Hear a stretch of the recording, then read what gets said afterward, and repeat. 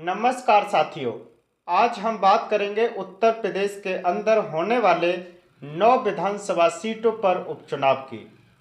9 विधानसभा सीटों के उपचुनाव को 2027 के आम चुनाव से जोड़कर देखा जा रहा है। इसी के तहत आपको ये भी देख रहे होंगे कि बीजेपी के माननीय मुख्यमंत्री उत्तर प्रदेश के योगी आदित्यनाथ की तरफ से नारे जिस तरह के दिए जा रहे, वैसे नारे आम चुनाव में भी नहीं दिए जाते थे। लेकिन इस बार ऐसे नारों को देने की जरूरत क्या पड़ी?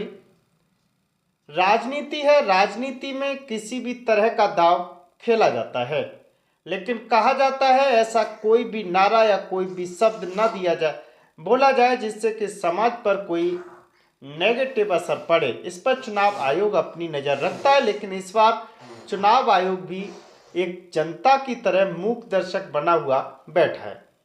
पहला नारा आया माननीय मुख्यमंत्री योगी आदित्यनाथ की तरफ से, बटोगे तो कटोगे। यानी कि कहा गया हिंदू और मुस्लिम को बाई चुनाव बनाने की एक कोशिश जो रहती है पार्टी की, वो पूरी की गई। दूसरी तरफ से समाजवादी पार्टी ने इसके बहुत सारे नारे दिए, जुड़ेंगे तो आगे बढ़ेंगे और तमाम सारे ऐसे कई सारे नारे पोस्टर लगाए। लेकिन उसके बाद कल एक फिर से माननीय मुख्यमंत्री योगी आदित्यनाथ ने नया नारा दिया। उन्होंने कहा, जहां दिखे सफाई बिटिया घबराई। यानी कि इस नारे को देकर उन्होंने फिर से समाजवादी पार्टी के घर में यानी कि मैनपुरी की विधानसभा करहल में ये नारा दिया और समाजवादी पार्टी को घेरने का काम किया। इस पर हालांकि सपा सुप्रीमो अखिलेश यादव की जवाब भी आया। उन्होंने कहा है कि जिसके बातों में ज़्यादा बोलता हो वो एक योगी हो ही नहीं सकता है। योगी वही होता है जो कम बोलता है, और इसलिए उनके वचन होते हैं, प्रवचन कहलाते हैं कि वो कम बोलते हैं। तो इस तरह के नारे क्यों दिए जा रहे हैं, इसका असर क्या होगा? सबसे बड़ी बात यह है कि 2024 का जो परिणाम आया उत्तर प्रदेश में, उसे लेकर बीजेपी के अंदर कहीं ना कहीं उठापटक बनी हुई है। बीजेपी को समाजवादी पार्टी के राष्ट्रीय अध्यक्ष अखिलेश यादव ने पीडीए के साथ मिलकर एक बड़ा झटका दिया।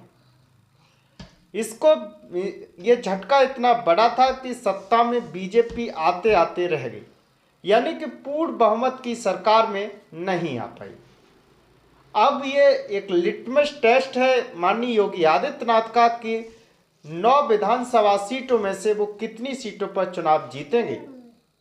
यदि समाजवादी पार्टी यहां बाजी मार लेती है तो योगी आदित्यनाथ का क्या होगा? योगी आदित्यनाथ ऐसा कोई भी प्रयास छोड़ना नहीं चाहते हैं जिससे कि उन्हें इस बार मुंह की खानी पड़े, क्योंकि इस बार समाजवादी पार्टी जीतती है तो 2027 के आम चुनाव की रास्ता समाजवादी पार्टी के लिए एक आसान हो जाएगी। इसी को देखते हुए बीजेपी ने अपनी पूर्ण तैयारियां कर ली गई हैं, और प्रभारी तो बहुत दिन पहले ही नियुक्त कर दिए थे। उसके बाद उन्होंने अपनी पूरी तैयारी के साथ, जैसे कि आम चुनाव में पार्टियां तैयारी करती हैं, उससे भी मजबूत तैयारी के साथ बीजेपी मैदान में है। अब देखना होगा समाजवादी पार्टी उनकी इस तैयारियों को किस तरीके से घेर पाती है, और 20 नवंबर के मतदान के बाद 23 नवंबर को जब परिणाम आएंगे तब इससे ये तय होगा कि आगे का राजनीतिक सफर किसका आसान और किसका मुश्किल होगा। तो ऐसी सही और सटीक जानकारी के लिए आप हमें सब्सक्राइब और शेयर जरूर करते रहिए। नमस्कार।